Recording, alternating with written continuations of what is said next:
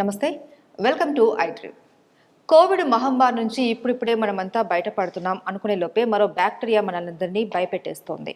ఈ బ్యాక్టీరియా కనుక వచ్చిందంటే మనిషి 3 రోజుల్లో చనిపోతారంటూ వార్తలు కూడా వస్తున్నాయి. అయితే ఇవి ఎంతవరకు నిజం? దీని గురించి అడిగి తెలుసుకునే ప్రయత్నం చేద్దాం. మనతో పాటు ఉన్నారు ప్రముఖ న్యూరో సర్జన్ డాక్టర్ రంగనాథన్ గారు. వారితో మాట్లాడి.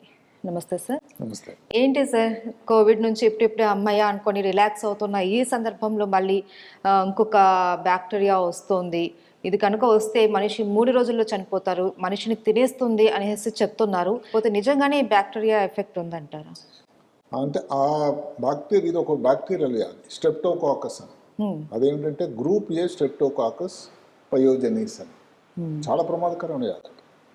అదృష్టవశాత్తు ఇంకా భారతదేశంలో రాలేదు, ప్రస్తుతానికి జపాన్లోనే ఉంది. ఇప్పుడు ఏదో కారణం వల్ల మానవాళికి గడ్డు సమయం అండి నిజంగా. కోవిడ్ వచ్చింది, కోవిడ్ తగ్గింది, తర్వాత ఇంకేదో మంకీ ఫాక్స్ అని వచ్చింది, ఆ తర్వాత బర్డ్ ఫ్లూ అని ముందు వచ్చింది, తర్వాత వచ్చింది. మనం దాని మీద కూడా కొన్ని వీడియో చేసాం. ఈ మధ్య కాలంలో మెదడుని తినేసేవి ఒక ఎమీబా అని మనం చెప్పుకున్నాం. మెదడు లోపల ఒక ఏది టీనియాసోలియం బద్దె పురుగు వెళ్ళిందని.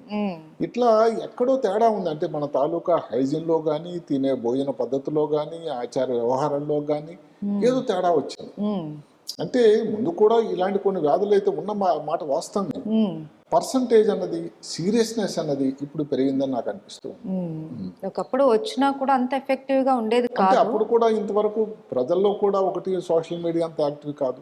అవును, ప్రజల్లో అవగాహన కూడా తక్కువే. జరిగిపోయారు ఎవరో ఊర్లో అంటే జరిగిపోయారని, కానీ ఇంత తరకు ఈ కారణం వల్ల తెలియదు, వ్యాప్తి ఇంత ఉండేది తెలియదు కాదు.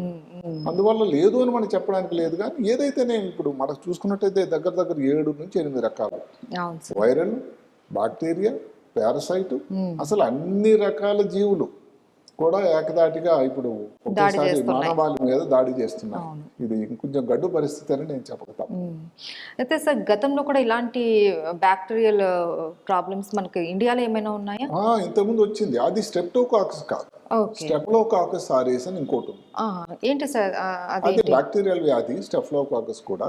అది ఎవరికైనా ఇప్పుడు అప్పుడే కొత్తగా ఆపరేషన్ అయింది అనుకోండి, లేకపోతే దెబ్బలు తగిలేదు, సరిగ్గా మానలేదు, ఇలాంటి వాళ్ళలో అక్కడ ఈ బ్యాక్టీరియా చేరి ఇలాంటి ఇబ్బందికరమైన ప్రమాదకరమైనటువంటి వ్యాధి కూడా దారి తీసినటువంటి.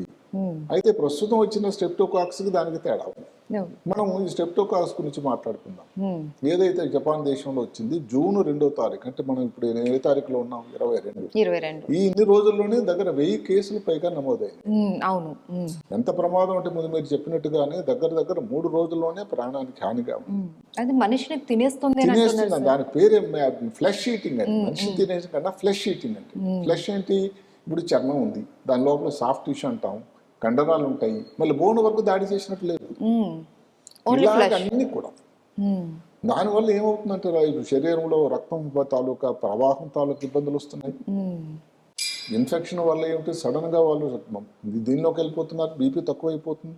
అసలు మొదలవడం ఏంటంటే జ్వరం, దగ్గు, గొంతు నొప్పి, తలనొప్పి, కండరాల నొప్పి, ఇలా మొదలయ్యి తర్వాత ఏమిటి, ఈ రక్తం తాలూకా గడ్డ కట్టుకున్నటువంటి ప్రమాదం కూడా మొదలైంది. మామూలుగా అయితే జ్వరం, దగ్గు ఇవన్నీ కూడా సాధారణంగా వచ్చేది. ఈ వ్యాధికి సరిపోయింది ఏంటంటే ఇవి లక్షణాలుగా మొదలై జ్వరము, దగ్గు కన్నా ముఖ్యంగా గొంతు నొప్పి, గొంతుకు లోపల, నాలుగు లోపల ఏమైనా ఎర్రగా అయిపోవడం, దానికి ముద్దు పేరు పెట్టారు స్ట్రాబెర్రీ టంగ్ అని. అంటే స్ట్రాబెర్రీ ఫ్రూట్ అని చూస్తాం, అలా ఉంటుందటారు వాళ్ళ విధి. ఇంకా చెప్పుకోవాలంటే ఎంత ప్రమాదం అంటే, ఉదయం ఒక రోజు తెల్లవారి మనిషి లేచేసరికి కాళ్ళ యాంకిల్స్ దగ్గర, చీలమైన దీంట్లో గుర్తుల దగ్గర వాపు వస్తుంది. మధ్యాహ్నం కల్లా ఇక్కడ వరకు వెళ్ళిపోతుంది. ఇంకా మరుసటి రోజు కల్లా అసలు వెంటిలేటర్ మీదకి వెళ్ళిన పరిస్థితి. ఇదే కానీ గుర్తించడం కానీ చేయకపోతే మనిషి జరిగిపోతున్నారు. ప్రస్తుతం ఉన్న గణాంకాలు బట్టి మోర్టాలిటీ అని చనిపోవడం అన్నది దగ్గర 80 నుంచి దాని పైశాతం ఉంది. ఎంత 72 గంటల్లోనే అయిపోతుంది, 3 రోజుల్లోనే. అసలు ప్రాబ్లం కనుక్కునే లోపలే మనం చావు దాకా వెళ్ళిపోతున్నాం. అయితే దానికి ఏమిటంటే కొన్ని టెస్టులు ఉన్నాయి. టెస్టులు ఏమిటంటే గొంతుకు బ్లడ్ టెస్టులు కానీ, రక్తం ఇప్పుడు బ్లీడింగ్ టైమ్, క్లాటింగ్ టైం అని, లేకపోతే కోయాగులేషన్ ప్రొఫైల్, ఏదైతే లివర్ కూడా డ్యామేజ్ అవుతుంది, ఆర్గాన్ ఫెయిల్యూర్ అంటే ముఖ్యం. ఏది ఒకటి కండరాలు డ్యామేజ్ అయిపోతున్నాయి, లివర్ డ్యామేజ్ అవుతుంది, మూత్రపిండాల మీద ఏది రక్త ప్రసరణ ఉండదు, ప్రవాహం ఉండదు.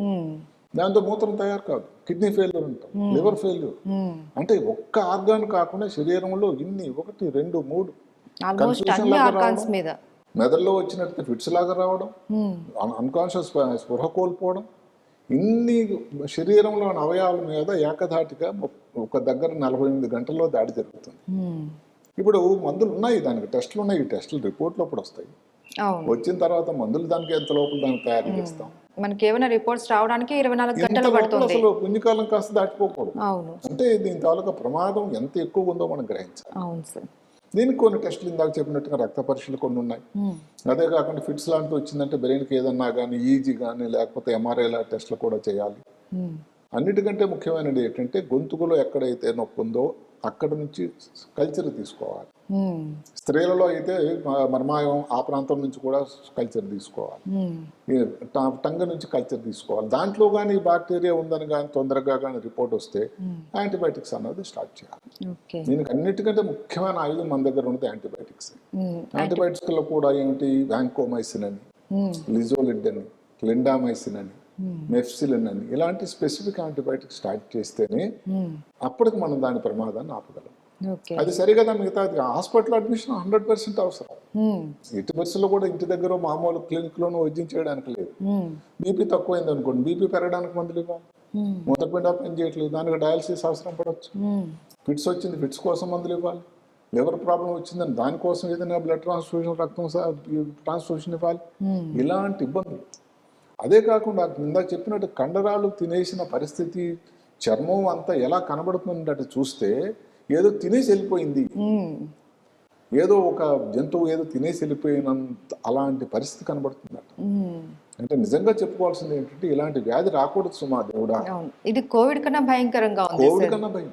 కోవిడ్ లో టైం ఉండేది, గాలి తీసుకోవడం ఇబ్బంది ఉండేది, వెంటిలేటర్ మీద, అక్కడ ప్రాబ్లమ్స్ వేరు. ఇక్కడ లంగ్స్ లో ప్రాబ్లం కాదు, ఒక లంగ్స్ లో ఆగడం. ఆ కోవిడ్ లో కూడా తర్వాత లంగ్స్ లోనా బ్రెయిన్ లోనా బీపీ తక్కువ అయిపోవడం, వెంటిలేటర్ తీసుకోవడానికి కొద్దిగా సమయం, 2-3 రోజులని మాత్రం లేదు. ఇది మరి అత్యంత ప్రమాదకరమైన బ్యాక్టీరియా.